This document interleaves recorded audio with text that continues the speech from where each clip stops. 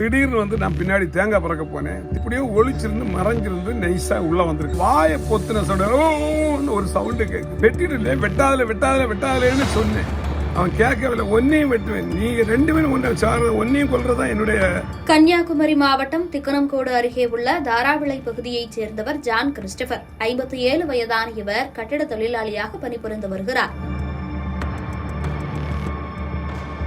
இந்நிலையில் கடந்த ஆகஸ்ட் 15ஆம் தேதி அதே பகுதியில் உள்ள ஸ்டெல்லாபாய் என்பவரது வீட்டிற்கு சென்ற கிறிஸ்டபர் அங்கு படுக்கையில் உணவருந்திக் கொண்டிருந்த ஸ்டெல்லாபாயை அரிவாளை எடுத்து சரம் மாறியாக வெட்டத் தொடங்கியுள்ளார். ஸ்டெல்லாபாயின் அலறல் சத்தம் கேட்டு அவரது கணவர் வீட்டிற்குள் வருவதற்குள் சரம் மாறியாக வெட்டிவிட்டு அங்கிருந்து தப்பிச் சென்றுள்ளார். ரத்த வெள்ளத்தில் கிடந்த ஸ்டெல்லாபாயை அவரது கணவர் கோபாலகிருஷ்ணன் மீட்டு ஆம்புலன்ஸ் மூலம் ஆசாரிப்பள்ளம் மருத்துவக் கல்லூரி மருத்துவமனைக்கு கொண்டு சென்ற நிலையில் ஸ்டெல்லாபாய் உயிருக்கு ஆபத்தான நிலையில் தீவிர சிகிச்சை அளிக்கப்பட்டு வருகிறது. இந்நிலையில் படுத்த படுக்கையில் கிடந்த ஸ்டெல்லாபாயை எதற்காக கொலை செய்ய முயற்சி செய்ய வேண்டும் என்ற கேள்விக்கு 30 ஆண்டுகால பகை விடையாக கிடைத்துள்ளது. ஆம், கடந்த 30 வருடத்திற்கு முன்பு கிறிஸ்டபர் தனது இளமை காலத்தில் ஸ்டெல்லாபாயை ஒருதலையாக காதலித்து வந்துள்ளார்.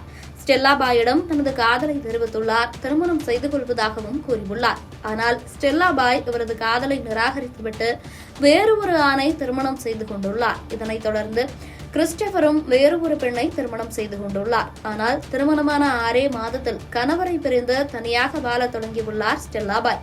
இதனால் அடிக்கடி அவரது வீட்டிற்கே சென்று சந்தித்த ஜான் கிறிஸ்டபர் தன்னை 2வதாக திருமணம் செய்து கொள்ள வலியுறுத்தி வந்துள்ளார்.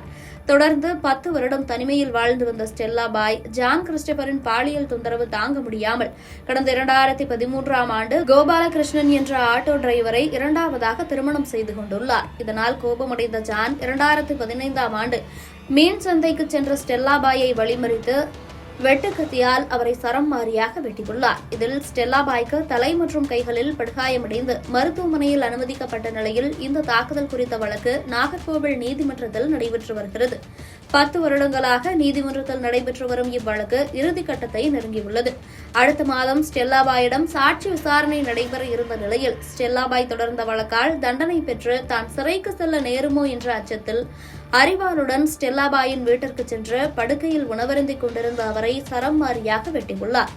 கோபாலகிருஷ்ணன் கொடுத்த புகாரின் அடிப்படையில் ஜான் கிறிஸ்டபர் மீது வீட்டிற்குள் அத்துமீறி நுழைந்து பெண்ணை கொலை செய்ய முயன்றது உட்பட 6 பிரிவுகளின் கீழ் வழக்கு பதிவு செய்து ஜான் கிறிஸ்டபரை கைது செய்த தக்கலை காவல்துறையினர் அவரை இரணியல் நீதிமன்றத்தில் ஆஜர்படுத்தி சிறையில் அடைத்தனர். காதலிக்க மறுத்த பெண்ணை 30 ஆண்டுகளாக தொல்லை செய்து வந்தது மட்டுமல்லாமல் 2 முறை கொலை முயற்சி செய்துள்ள சம்பவம் பரபரப்பை ஏற்படுத்தியுள்ளது.